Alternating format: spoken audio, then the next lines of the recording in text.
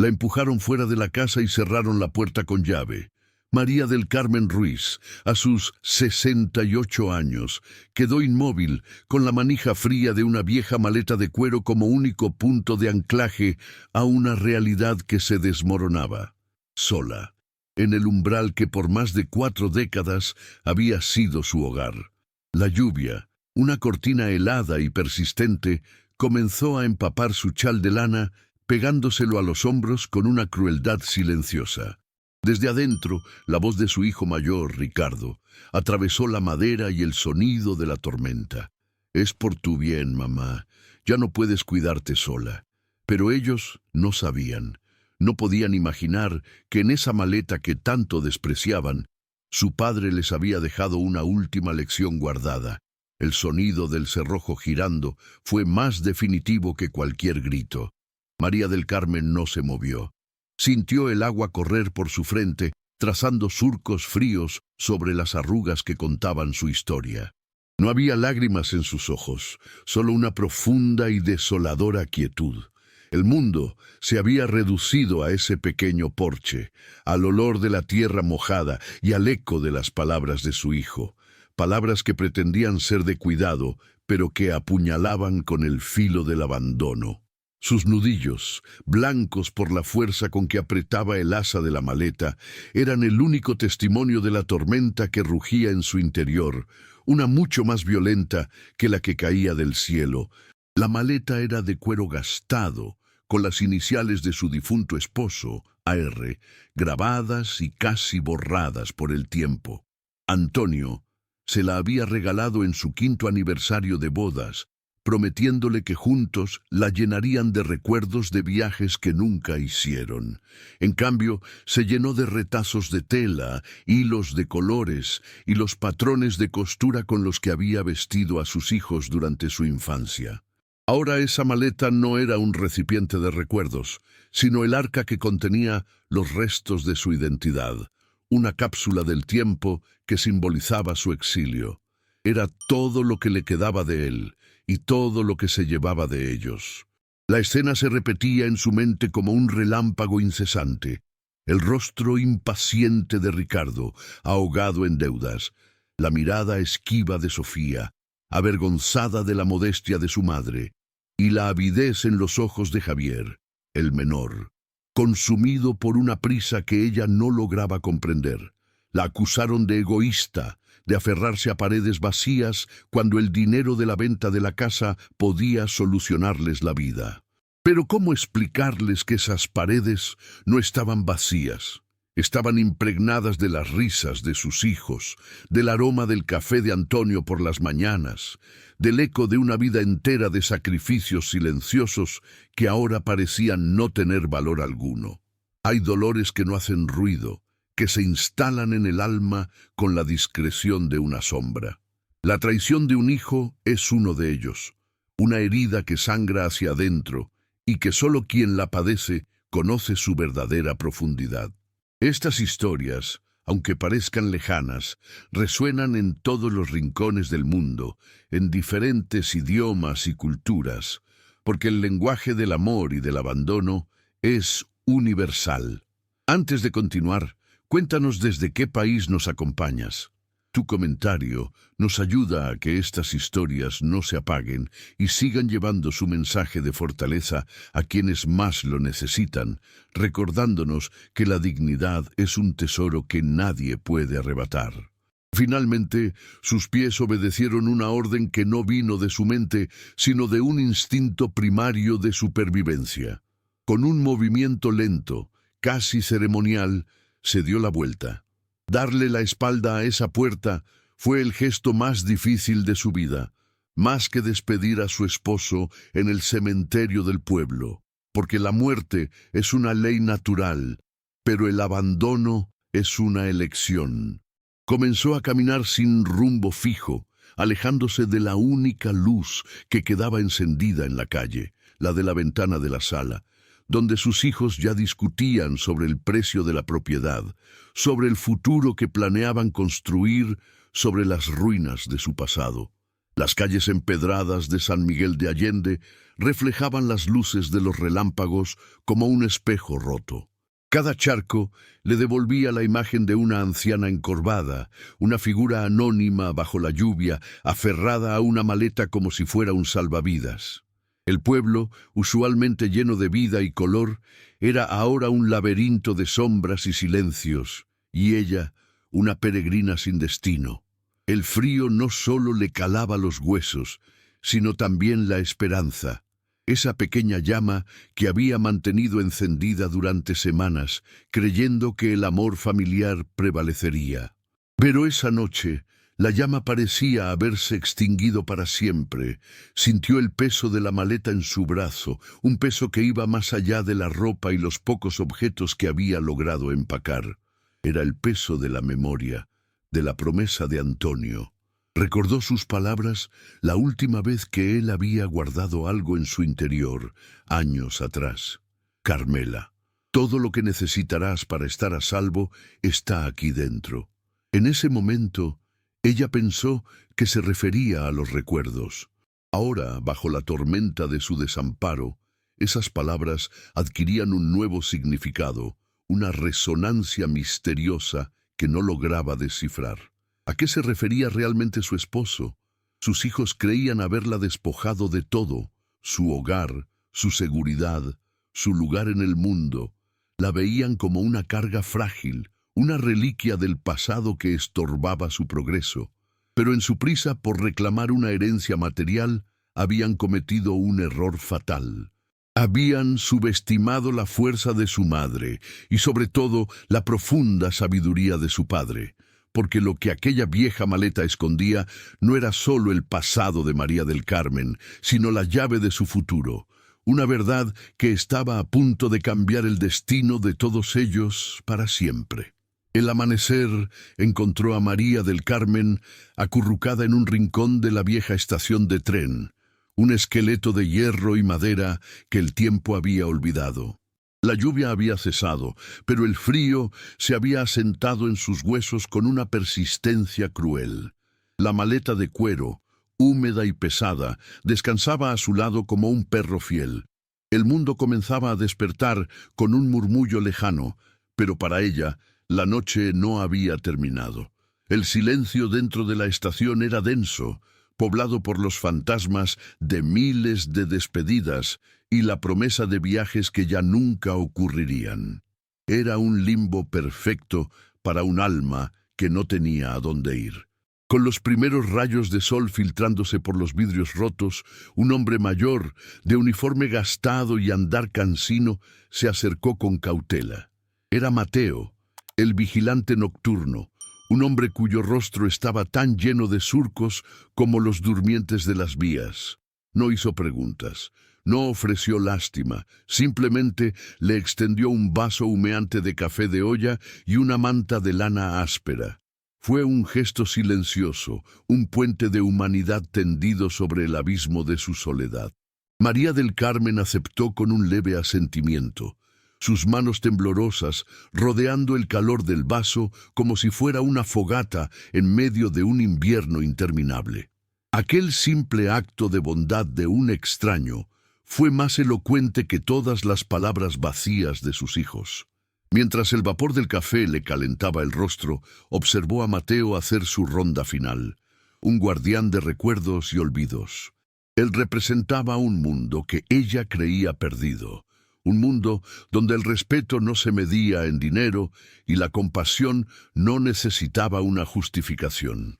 La calidez del líquido en su estómago comenzó a disolver el nudo de hielo que se había formado en su pecho. No era esperanza, todavía no, pero era algo parecido, la confirmación de que no estaba completamente sola en el universo. Pasó el día en un estado de duermevela, sentada en un banco de madera, con la manta sobre los hombros y la maleta a sus pies. El sol de la tarde pintaba largas sombras en el andén desierto, y el reloj de la estación, detenido a las 4:10, parecía burlarse del tiempo que para ella se había estancado. Cada tanto, sus dedos acariciaban las iniciales desgastadas en el cuero de la maleta. A. R. Antonio Ruiz. Era un ancla, un vestigio tangible de un amor que la traición de sus hijos no podía borrar. La maleta ya no solo contenía retazos de tela y recuerdos, ahora guardaba el peso de su dignidad, la única posesión que le quedaba. La segunda noche fue diferente. El terror inicial había dado paso a una resignación extrañamente lúcida. El hambre era una molestia sorda, pero el dolor del alma era mucho más agudo. Sabía que no podía quedarse allí para siempre. La estación era un refugio temporal, no un hogar. Con la determinación que nace de la más profunda desesperación, se dijo a sí misma que debía seguir adelante, aunque no supiera hacia dónde. La memoria de Antonio, de su fortaleza silenciosa ante las adversidades, le dio un impulso inesperado. Él nunca se habría rendido, y ella era su esposa. Decidió que necesitaba buscar una prenda más seca, algo que la protegiera del frío que se avecinaba con la noche. Con un movimiento lento y deliberado, colocó la maleta sobre sus rodillas y deshizo las correas de cuero. El olor a lavanda y a tiempo guardado llenó el aire quieto de la estación. Sus manos, expertas en desentrañar hilos y secretos de tela, comenzaron a revolver el contenido con una familiaridad reconfortante. Dobló con cuidado un vestido de flores que había usado en el bautizo de Javier. Apartó unas viejas fotografías en blanco y negro. Buscaba un suéter grueso que recordaba haber empacado. Al mover una pila de ropa, sus dedos, acostumbrados a la suavidad de las telas, rozaron algo inesperado. En el fondo, bajo el forro de seda que ella misma había cosido hacía décadas, sintió una protuberancia. Era algo rígido, plano y rectangular, cosido con una torpeza que delataba que no eran sus manos las que lo habían puesto allí. El corazón le dio un vuelco, una mezcla de curiosidad y un temor indefinido. Con la uña rasgó con cuidado una de las costuras irregulares. Lo que sus dedos encontraron no era un simple objeto olvidado. Era un sobre grueso, amarillento por el tiempo, sellado y con su nombre, María del Carmen, escrito con la caligrafía inconfundible y elegante de su esposo. Antonio le había hablado de esa maleta la última semana de su vida, con una urgencia que ella no había comprendido en ese momento. Le había dicho que allí estaba todo lo que necesitaría. Ella había pensado que se refería a los recuerdos. Ahora, sosteniendo aquel sobre, un escalofrío le recorrió la espalda. Comprendió que su esposo, incluso desde la tumba, le estaba hablando. El aire en la estación pareció detenerse, suspendido en el instante en que sus dedos temblorosos sostenían el sobre. Era grueso, pesado, como si contuviera no solo papel, sino el peso de años de silencio y de un amor que se negaba a morir. La caligrafía de Antonio, firme y protectora, era un fantasma familiar que le acariciaba el alma.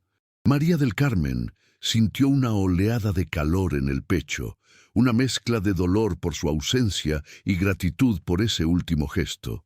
Por un momento no se atrevió a abrirlo, temiendo que al romper el sello, rompería también el último vínculo tangible que le quedaba con él. La estación, con sus ecos de partidas, era ahora el escenario de un reencuentro imposible, un diálogo a través del tiempo. Con una delicadeza casi religiosa, deslizó la uña por el borde del sobre. El sonido del papel rasgándose fue un susurro en el silencio sepulcral, el único sonido en un mundo que se había quedado mudo. Dentro no había solo una carta. Junto a varias hojas dobladas con esmero, encontró un documento oficial con sellos notariales y la libreta de una cuenta bancaria que nunca había visto. El corazón le martilleaba contra las costillas, un tambor ansioso que marcaba el ritmo de una revelación inminente. Dejó a un lado los documentos y desdobló la carta. La tinta, ligeramente desvaída, olía a la madera del escritorio de Antonio, a sus manos, a su presencia. «Mi querida Carmela», comenzaba la carta, «si estás leyendo esto, es porque mis peores temores se han hecho realidad y yo ya no estoy ahí para protegerte. Sé que te he pedido que confíes en nuestros hijos, pero el amor de un padre no es ciego. He visto la semilla de la impaciencia crecer en Ricardo, la vergüenza de Sofía por nuestras raíces humildes y la ambición desmedida en el corazón de Javier. He visto cómo el mundo moderno, con su prisa y su codicia, los ha ido moldeando, alejándolos de los valores que intentamos enseñarles. Perdonadme por no haber podido corregir su rumbo, pero no podía dejarte desprotegida ante la tormenta que sabía que se avecinaba. Cada palabra era un bálsamo y una daga. Un bálsamo porque validaba su dolor, confirmando que no estaba loca, que la frialdad que había sentido en sus hijos era real. Una daga porque revelaba la profunda tristeza que su esposo se había llevado a la tumba. La carta continuaba explicando su plan. Años atrás, previendo esta posible traición, Antonio había puesto en secreto la casa familiar únicamente a nombre de ella. La escritura que sostenía en sus manos era la prueba irrefutable. La casa era suya y solo suya. Sus hijos no tenían ningún derecho legal sobre ella. Nunca lo habían tenido. La habían echado de su propio hogar. Luego, la carta hablaba de la cuenta bancaria. Durante más de 40 años, Antonio había separado una pequeña parte de su salario, cada semana, sin falta. Era su fondo para la reina, como lo llamaba en secreto. Un dinero destinado a que ella pudiera vivir sus últimos años sin depender de nadie, con la dignidad que siempre mereció. María del Carmen abrió la libreta con manos temblorosas. La cifra que vio la dejó sin aliento. No era una fortuna, pero era el fruto de una vida de trabajo, de amor y de una increíble previsión. Era la materialización de cada café que él no se tomó, de cada pequeño lujo que sacrificó por su futuro. Las lágrimas que no había derramado la noche de su expulsión comenzaron a brotar, silenciosas y cálidas. Pero no eran lágrimas de tristeza, sino de un amor abrumador. Antonio no la había dejado sola. Había construido para ella una fortaleza de papel y tinta, un refugio que trascendía la vida y la muerte. Se sintió envuelta en su abrazo, protegida por una sabiduría que sus hijos, en su ceguera materialista, jamás podrían comprender. Habían intentado despojarla de unas paredes, sin saber que su verdadero hogar, su verdadera herencia, era el amor inquebrantable de aquel hombre. Poco a poco, el llanto se calmó, y en su lugar nació una serenidad de acero. El frío de la estación ya no parecía calarle los huesos. Una nueva calidez que emanaba desde lo más profundo de su ser la recorría por completo. Era la calidez del propósito. Ya no era una víctima acorralada en una estación abandonada. Era María del Carmen Ruiz, viuda de Antonio Ruiz, una mujer que acababa de recibir las herramientas para reconstruir su vida, no sobre los cimientos de la venganza, sino sobre los pilares del amor y la dignidad. Miró a su alrededor. Las sombras del andén ya no eran amenazantes. El reloj detenido le pareció un símbolo. Su tiempo de sufrimiento se había parado. Ahora comenzaba uno nuevo, un tiempo regido por sus propias decisiones. Con un cuidado infinito, volvió a doblar la carta y los documentos, guardándolos de nuevo en el sobre. Lo deslizó bajo el forro de seda de la maleta en su escondite secreto. El gesto ya no era el de alguien que oculta un tesoro, sino el de alguien que guarda un arma para la batalla correcta.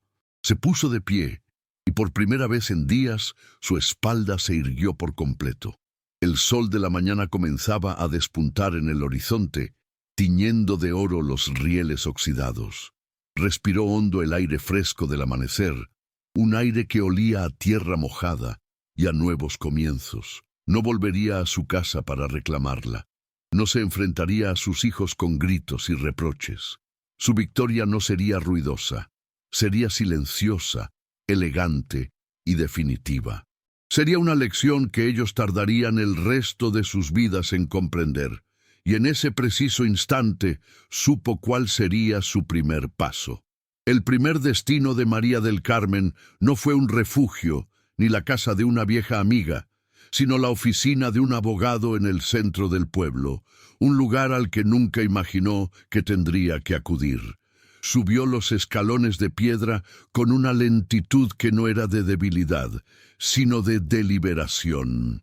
El licenciado Ramiro Vega, un hombre de 70 años con una reputación tan impecable como sus trajes de lino, la recibió esperando encontrar a una víctima desamparada. En su lugar encontró a una mujer cuya mirada contenía la calma profunda de un mar en reposo después de la peor de las tormentas. No había rastro de autocompasión en su rostro, solo la serenidad de quien conoce su propio valor. Extendió los documentos sobre el escritorio de caoba pulida, la escritura de la casa, la libreta del banco, la carta de Antonio. El abogado los examinó en silencio, sus cejas pobladas arqueándose cada vez más con cada página. Cuando terminó, se quitó las gafas y la miró con un respeto que iba más allá de la cortesía profesional. Confirmó lo que ella ya sabía, era la única y absoluta dueña de todo. Le explicó los procedimientos legales para desalojar a sus hijos, hablando de órdenes judiciales y plazos. Pero María del Carmen lo interrumpió con un gesto suave de la mano. No, licenciado. La justicia no necesita hacer ruido para ser escuchada. Mi victoria no estará en echarlos, sino en demostrarles el verdadero significado de la herencia que despreciaron. Con una parte de los ahorros de Antonio, alquiló un pequeño y luminoso apartamento en una calle tranquila, cerca del mercado de artesanos. No compró muebles nuevos ni lujos innecesarios. Su única adquisición fue una máquina de coser industrial de segunda mano, una bestia de hierro que zumbaba con la promesa de nuevos comienzos. El resto del dinero lo depositó en una nueva cuenta, una destinada no a su propia comodidad, sino a un propósito mucho mayor que había germinado en la soledad de la estación de tren. Por primera vez en meses, durmió una noche entera, envuelta no en una manta áspera, sino en la certeza de su misión. No pasó ni una semana antes de que el pueblo comenzara a notar el cambio. María del Carmen no se escondió. Caminaba por la plaza con la espalda recta, saludando a la gente con una sonrisa serena. Empezó a buscar a otras mujeres como ella, viudas, madres abandonadas, ancianas cuyas manos expertas habían sido relegadas al olvido. Las reunió en su pequeño apartamento, no para lamentarse, sino para trabajar. Con su guía y el capital inicial del Fondo para la Reina, fundaron una pequeña cooperativa de costura a la que llamaron Las Manos de la Memoria. Juntas, comenzaron a crear bordados y prendas que contaban las historias del pueblo, transformando hilos de colores en dignidad y sustento. Mientras tanto, en la casa familiar, la impaciencia de los hijos se había convertido en una ansiedad corrosiva.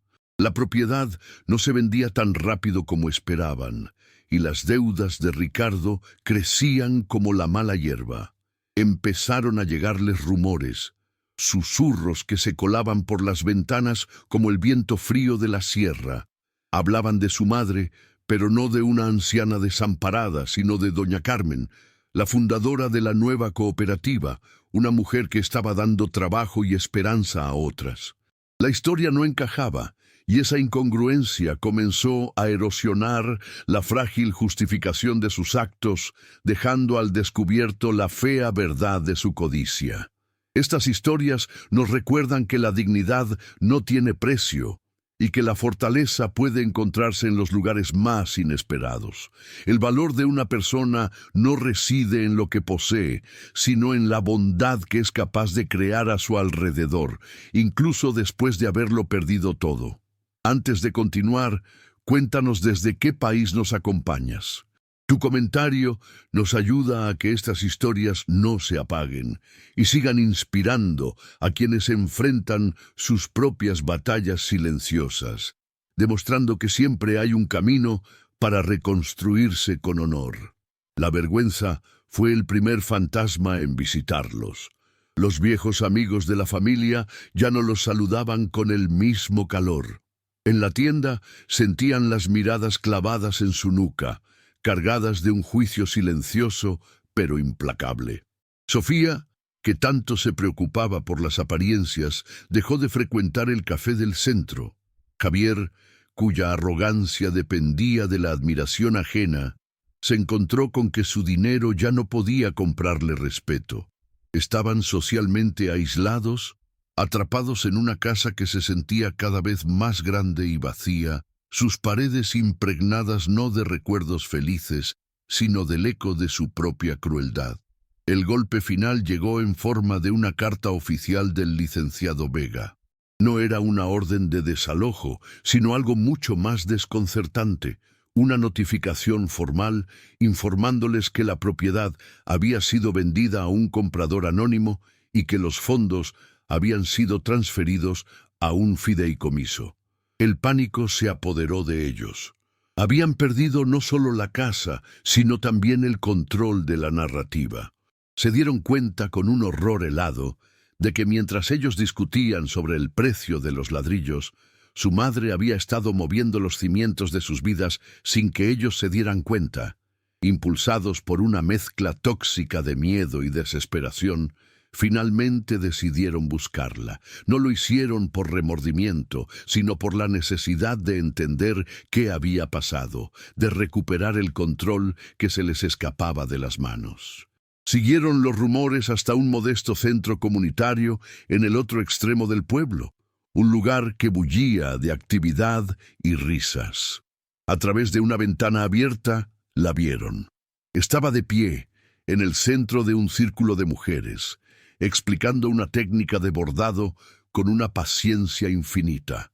La luz del atardecer la bañaba y en su rostro no había ni una sombra del dolor que ellos le habían causado.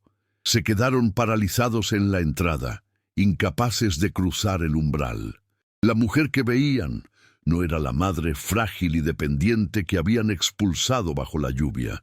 Era una líder, una matriarca, el centro de un universo que giraba sin ellos. En ese instante comprendieron la magnitud de su error. No la habían despojado de un hogar, se habían despojado a sí mismos de una madre. Y la lección que estaban a punto de recibir no vendría en forma de reproches ni de gritos, sino de un silencio que pesaría sobre sus conciencias por el resto de sus vidas. Finalmente, con el peso de la vergüenza empujándolos, los tres hermanos cruzaron el umbral del centro comunitario. El ambiente en el interior era un mundo aparte de la tensión que los carcomía. Un zumbido constante de máquinas de coser se mezclaba con risas suaves y el aroma a café de olla. Era un espacio lleno de vida, de propósito, un tapiz tejido con la dignidad que ellos habían intentado arrebatarle a su madre. María del Carmen levantó la vista del bordado que enseñaba a una mujer más joven. Sus ojos se encontraron con los de sus hijos, y en su mirada no había rencor, ni siquiera sorpresa. Solo una distancia insalvable, la calma de quien ha navegado su propia tormenta y ha llegado a una orilla segura. Caminó hacia ellos con la misma lentitud deliberada con la que había subido los escalones de la oficina del abogado. Ya no era la figura encorvada que habían dejado bajo la lluvia. Su espalda estaba recta, sus manos, que habían temblado de frío y soledad, ahora se movían con la seguridad de quien crea su propio destino. El silencio que se extendió entre ellos era más denso que cualquier pared, cargado con todo lo que se había roto. Sus hijos, que habían ensayado discursos de exigencia y justificación, se encontraron sin palabras ante la serena fortaleza que emanaba de ella. La habían despojado de su casa, pero ella había encontrado un reino. Fue Ricardo, como siempre el más práctico y el menos sentimental, quien rompió el hechizo. Su voz sonó hueca en la sala llena de vida. «Mamá, ¿qué significa esto? Recibimos una carta de un abogado. Habla de vender la casa, de nuestro dinero». Su pregunta no era una súplica de perdón, sino una demanda de explicación. La última y desesperada pataleta de un hombre que ve cómo se le escapa de las manos un premio que creía suyo. Sofía y Javier permanecían un paso detrás de él, sus rostros una mezcla de confusión y un miedo incipiente, dándose cuenta de que la mujer que tenían delante ya no jugaba según sus reglas. María del Carmen lo escuchó sin interrumpir, dejando que sus palabras se perdieran en el aire, desnudas de toda autoridad. Cuando él terminó, su respuesta fue tan suave como el hilo de seda que usaba para bordar, pero con el filo del acero más templado. «Esa casa», dijo ella sin levantar la voz, «dejó de ser un hogar la noche que ustedes cerraron la puerta. Lo que hagan con los ladrillos y el cemento ya no es asunto mío. Mi herencia no estaba guardada entre esas paredes, estaba en el respeto y el amor que ustedes decidieron que ya no valía nada. Su calma era un espejo que les devolvía la imagen grotesca de su propia codicia. Como si hubiera sido invocado por la necesidad de orden en medio del caos moral, el licenciado Vega apareció en el umbral. Su presencia era sobria, impecable, la encarnación de una justicia que no necesitaba gritos ni aspavientos. Saludó a María del Carmen con un respetuoso asentimiento y luego se dirigió a los tres hermanos. Sus rostros pasaron de la arrogancia a la alarma. La llegada del abogado confirmaba sus peores temores. Esto no era un drama familiar que pudieran controlar con manipulación emocional. Era una realidad legal, fría y definitiva, y ellos estaban del lado perdedor. El licenciado Vega no levantó la voz. Con una claridad metódica les explicó la situación. Les informó que su madre, María del Carmen Ruiz, había sido siempre la única y legal propietaria del inmueble, un hecho que su padre había dispuesto años atrás para protegerla. Luego, con la misma serenidad, les comunicó la noticia que haría añicos su mundo. La propiedad había sido vendida. La totalidad de los fondos, sumados a los ahorros de toda una vida de su padre, habían sido transferidos irrevocablemente a un fideicomiso. El silencio que siguió fue tan profundo que se podía oír el latido asustado de tres corazones egoístas. «Y esa nueva ala llevará un nombre», concluyó el abogado, mirando unos documentos en su mano como si leyera una sentencia. «Se llamará Hogar del Recuerdo Antonio y María». El aire pareció vaciarse de los pulmones de los tres hermanos a la vez. No era solo la pérdida del dinero, era la humillación pública, la inscripción perpetua de su traición en las paredes de un refugio para aquellos a quienes la sociedad olvida. Su acto de crueldad no sería un secreto familiar, sino un legado de vergüenza. El nombre de sus padres, que ellos habían manchado, ahora daría cobijo a los desamparados, como un recordatorio eterno de lo que ellos no supieron ser. María del Carmen no se quedó a presenciar su derrumbe. No necesitaba ver sus lágrimas de frustración o sus rostros descompuestos por la derrota.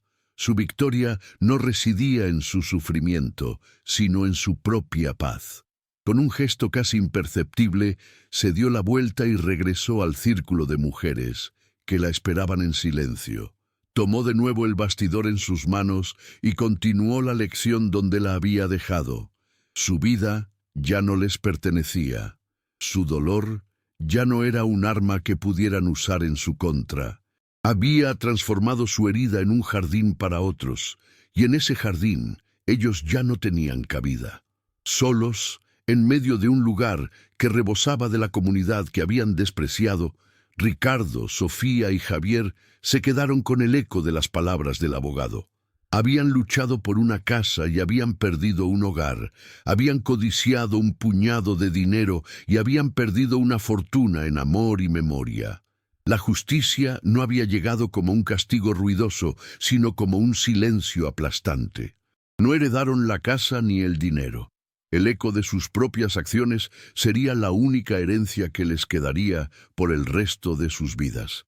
Los meses que siguieron no trajeron tormentas ni gritos, sino un silencio pesado que se instaló en las vidas de Ricardo, Sofía y Javier como una fina capa de polvo sobre muebles abandonados. Perdieron la casa, pero esa fue la menor de las pérdidas. Lo que realmente se desvaneció fue su lugar en el mundo, su apellido despojado de todo honor, el hogar del recuerdo. Antonio y María se erigían no solo como un refugio para los necesitados, sino como un monumento público a su ingratitud. Cada vez que pasaban por allí, cada vez que un vecino desviaba la mirada, sentían el peso de una herencia que no se podía contar en pesos, la herencia de la vergüenza. Vivían como fantasmas en su propio pueblo, ahogados no por las deudas, sino por el vacío que ellos mismos habían creado. Mientras tanto, María del Carmen florecía en la serenidad que había cultivado. Su pequeño apartamento, lleno de luz y del zumbido constante de las máquinas de coser, se había convertido en el corazón palpitante de las manos de la memoria. No era una dueña ni una jefa, era el centro de una familia elegida, unida no por la sangre, sino por el hilo del respeto mutuo. Sus días transcurrían entre patrones de tela, tazas de café y las historias compartidas de las mujeres a las que había dado no solo un trabajo, sino un propósito. La paz que la envolvía era su verdadera casa, una construida con los cimientos indestructibles de la dignidad y la bondad. Ya no recordaba el frío de la lluvia, solo la calidez de las manos que ahora sostenían las suyas. Un día, mientras caminaba por el mercado, se reencontró con Mateo, el viejo vigilante de la estación de tren. El hombre la miró, y en sus ojos cansados brilló un destello de reconocimiento y asombro. No dijo mucho, pero su sonrisa lo dijo todo. Vio ante él no a la mujer desamparada que había encontrado temblando en un banco, sino a doña Carmen, una figura respetada y querida en el pueblo. Ella le extendió un pequeño paquete envuelto en papel de seda. Dentro había un pañuelo de lino, bordado a mano con las iniciales de él. Fue un gesto silencioso, un círculo que se cerraba, la devolución de una calidez que le había salvado la vida en su noche más oscura, demostrando que la gratitud era la hebra más fuerte de todas. La vieja maleta de cuero ya no estaba escondida bajo una cama ni guardada en un armario. Ocupaba un lugar de honor en un pequeño rincón de su sala, junto a una fotografía de Antonio. Ya no era el arca de un secreto ni el símbolo de un exilio. Se había convertido en un altar, un recordatorio tangible de que el amor verdadero construye refugios que ni la muerte puede derribar. A veces, por la tarde, se sentaba a su lado y pasaba la mano sobre las iniciales gastadas, A.R. No hablaba con un fantasma, sino que conversaba con una memoria viva, contándole de sus logros, de las mujeres, del bien que su último acto de amor había sembrado en el mundo. La maleta había cumplido su propósito. Ahora era simplemente el guardián de una historia de amor eterno. Sus hijos intentaron contactarla. Primero fue una llamada de Ricardo, con la voz quebrada por una desesperación que ya no era por dinero, sino por algo que no podía nombrar. Luego, una carta de Sofía, llena de excusas y autocompasión. Javier incluso apareció una tarde en la puerta del centro comunitario, pero no se atrevió a entrar. María del Carmen no les negó su existencia, pero tampoco les abrió la puerta de su nueva vida. No por rencor, sino por autopreservación. Había aprendido de la manera más dura que el perdón no significa permitir que la herida se vuelva a abrir. Su silencio no era un castigo, era la frontera que protegía su paz, un territorio sagrado que ya no estaba en venta. La verdadera justicia, comprendió ella, no era ver a los culpables sufrir, sino ser capaz de vivir sin que su recuerdo te causara dolor. Su victoria no fue la caída de sus hijos, sino su propio renacimiento. Ellos habían heredado el eco de sus decisiones, un futuro vacío de afecto y respeto.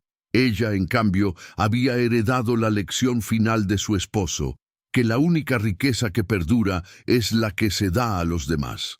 El dinero se había transformado en techos y abrigos para extraños, y en ese acto de generosidad, ella había encontrado una fortuna que ninguna cuenta bancaria podría contener.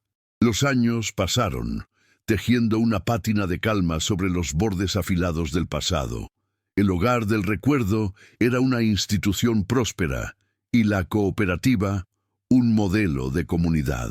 María del Carmen era ahora una anciana de cabellos blancos como el algodón, pero sus ojos brillaban con la luz de una misión cumplida. Su historia se había convertido en una leyenda silenciosa en el pueblo, una parábola sobre la dignidad. Sin embargo, en el fondo de su corazón sabía que su obra, esa sinfonía de redención y justicia silenciosa, aún no estaba completa. Aún restaba un gesto final. Una mañana de primavera, 10 años después de aquella noche de tormenta, María del Carmen sintió que el ciclo estaba por cerrarse. Su cabello era ahora del color de la nieve y las arrugas de su rostro contaban historias de paz, no de dolor. Sentada en el pequeño balcón de su apartamento, observando cómo el sol bañaba las macetas de geranios, comprendió que le quedaba por dar una última puntada en el tapiz de su vida. No era un acto de venganza ni siquiera de perdón, sino de liberación final. Era un gesto para ella misma, para el recuerdo de Antonio y para el universo que le había enseñado que la justicia más profunda es la que florece en silencio, sin necesidad de aplausos ni testigos. Sabía lo que tenía que hacer, y la certeza le trajo una calma que nunca antes había experimentado. Esa misma tarde, se sentó en su pequeña mesa de madera y escribió una única carta, dirigida a sus 3 hijos. La pluma se deslizaba sobre el papel sin titubeos, sin una sola mancha de ira o resentimiento. No les escribía para perdonar, pues el perdón era un puente que ya no deseaba cruzar, no por odio, sino porque la orilla en la que ahora vivía era un lugar sagrado, que no admitía el paso de quienes habían intentado destruirla. En cambio, les escribía para soltar el último hilo que la ataba a su pasado. Les explicaba que la verdadera herencia de su padre no estaba en una cuenta bancaria, sino en la lección de dignidad que él le había dejado. Les devolvía su libertad, y al hacerlo reclamaba por completo la suya. Junto a la carta, dentro de una pequeña caja de madera sin adornos, colocó 3 pañuelos de lino blanco. En la esquina de cada uno había bordado a mano una sola y delicada flor de lavanda, idéntica a las que perfumaban la vieja maleta de cuero. No había iniciales, ni fechas, ni mensajes ocultos. Eran solo el fruto de sus manos, de su tiempo, de su arte, un testimonio silencioso del valor que ellos no habían sabido ver. Era un regalo que no pedía nada a cambio. Un recordatorio de la belleza simple y honesta que habían despreciado en su búsqueda de una riqueza que solo les había traído miseria. Selló la caja y la envió sin remitente, confiando en que el destino la entregaría como la pieza final de su silenciosa sinfonía.